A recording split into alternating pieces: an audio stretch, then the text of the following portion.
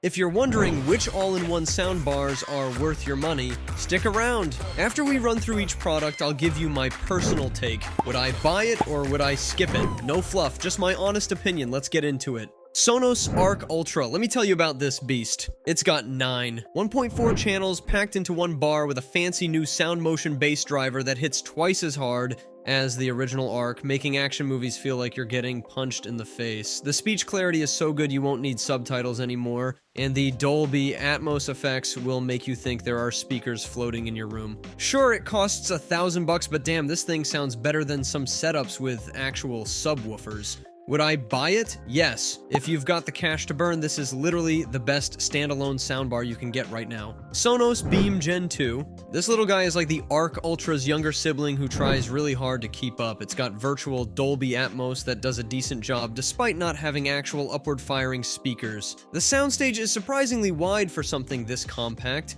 and dialogue comes through crystal clear, but don't expect it to shake your room with bass. The price is pretty reasonable at $499, especially considering how good it sounds. Would I buy it? Maybe. It's perfect for smaller rooms where the Arc Ultra would be overkill. Samsung HWS 60D. Samsung's trying to compete with Sonos here, and they're doing an okay job. The dialogue is clear as day, and the side-firing speakers give you decent surround effects. The bass is kinda weak though, and the Atmos performance is about as real as my chances of becoming a millionaire. At least it's got a ton of sound adjustment options and built-in room correction. Would I buy it? No. For this price, I'd rather get the Beam Gen 2. TCL S45H. This budget warrior is trying its best to hang with the big boys. It's got Dolby Atmos support and some decent features like room calibration, which is pretty impressive considering the price. The sound is actually not bad for basic TV watching and dialogue, but don't expect any mind-blowing bass or surround effects. It gets pretty loud without distorting though, which is nice if you want to annoy your neighbors. Would I buy it? Maybe if you're on a tight budget and just want something better than your TV speakers. Sennheiser Ambio Soundbar Max. This beast packs 13 drivers and delivers mind-blowing virtual surround that actually works. It's like having invisible speakers all around your room. The bass response is surprisingly good for a single unit, but damn, the software is absolute garbage.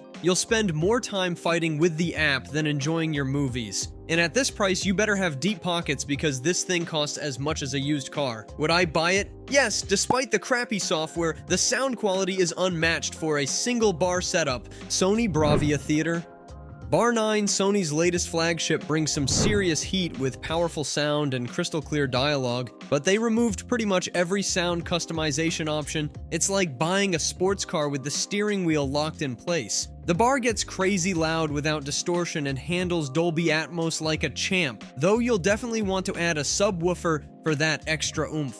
Would I buy it? Maybe, if you're cool with Sony deciding how everything should sound forever. Sony HTA 7000, this bad boy delivers impressive immersive sound with excellent presence, and unlike its successor, it actually lets you tweak the settings. The vertical surround engine works surprisingly well, but the bass is a bit weak without the optional subwoofer. It's like having a muscle car with a 4-cylinder engine. Would I buy it? Yes, it's more flexible than the newer Bar 9 and still sounds fantastic. Sony HTA 5000, the baby brother of the A7000, still packs a serious punch with 450 watts of power and handles pretty much every audio format you throw at it. The sound is detailed and powerful, but male vocals can get a bit muffled, like your favorite singer caught a cold. At least it's cheaper than its siblings, while keeping most of the good stuff. Would I buy it? Maybe, if you want the Sony experience without selling a kidney. Sennheiser Ambio Soundbar Mini. Look, this tiny beast packs 250 watts of power and creates a surprisingly big sound for its size, with crystal clear dialogue that'll make Morgan Freeman's voice sound even more godlike. The virtualization tech tries its best to simulate 1.4 channels, but let's be real, the height effects are about as impressive as a penguin trying to fly. The bass response is a bit weak, making action movies feel less explosive than they should. Would I buy it? Maybe if I lived in a small apartment and had money to burn. Sonos Ray. This budget-friendly bar is like that friend who's great at karaoke but terrible at everything else. Fantastic with vocals but struggles with bass. It's limited to optical connections and doesn't support Dolby Atmos, which is like buying a smartphone that can't connect to the internet. The sound quality is surprisingly good for its size though,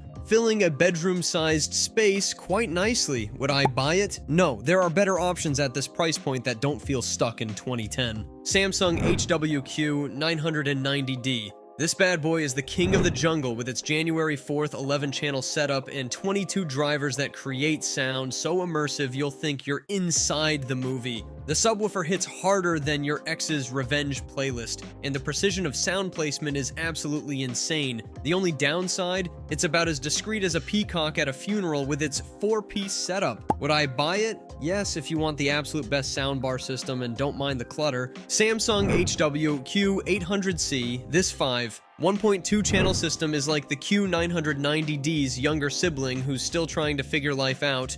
Good, but not quite there yet. The dialogue is crystal clear and the bass is punchy, but it can sometimes sound a bit too aggressive in the upper range, like a caffeinated chipmunk. The good news is you can add rear speakers later if you want to upgrade your setup. Would I buy it? Maybe it's a solid choice if you want good sound but aren't ready to commit to a full surround setup. Samsung HWQ 930C, this 1.4 channel beast delivers crystal clear dialogue and punchy bass that will make your neighbors think there's an earthquake happening. The soundbar creates such an immersive bubble of sound that you might forget you're sitting in your underwear eating chips on your couch, though it struggles a bit with deep bass and music. The rear satellites bring that movie theater feel without requiring you to sell your kidney to afford it. Would I buy it? Yes, because it gives you most of what the flagship Q990C offers for less money. LG S95 QR Rocking 9, 1.5 channels with 810 watts of power.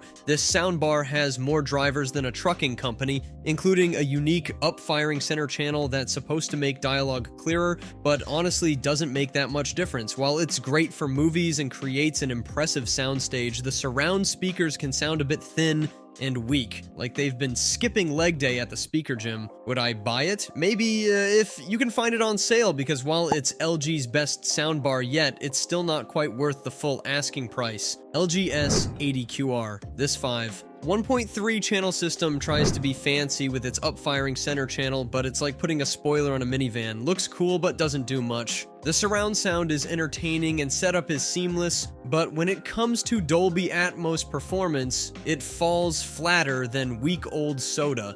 Would I buy it? No, there are better options in this price range that don't make Atmos sound like an afterthought. JBL Bar 1300X. This January 4th 11-channel monster comes with a subwoofer so powerful it might actually create a time paradox. Seriously, the 12-inch sub makes other soundbars' bass sound like a kitten purring. The detachable rear speakers are a neat party trick, though they need regular recharging like a teenager's phone. While it absolutely crushes movie performance, it handles music about as gracefully as a drunk elephant at a ballet recital. Would I buy it? Yes, because it's currently the king of Dolby Atmos and delivers the closest thing to a real theater experience you can get without installing stadium seating in your living room. Sonos Arc. Look, if you want a sound bar that creates a dome of sound in your living room without needing extra speakers, this thing delivers with its 11 drivers in a 0.2 setup. The upward firing speakers make stuff actually sound like it's coming from above you, and the side firing ones spread sound wider than my ex spread rumors. Sure, the bass could be punchier without a sub, and at this price, you'd expect Bluetooth, but the crystal clear dialogue and precise audio placement make up for it. Would I buy it? Yes, because it's basically like having a home theater without your room looking like a Best Buy showroom. Thanks for watching. I hope this video helped you pick the all-in-one soundbars for you. If you have any questions, drop a comment below. Links to all of these products mentioned in this video will be in the description.